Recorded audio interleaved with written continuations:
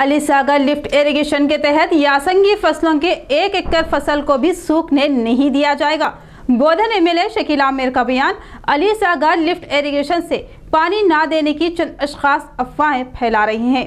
इन अफवाहों पर यकीन ना किए जाने का इजहार किया।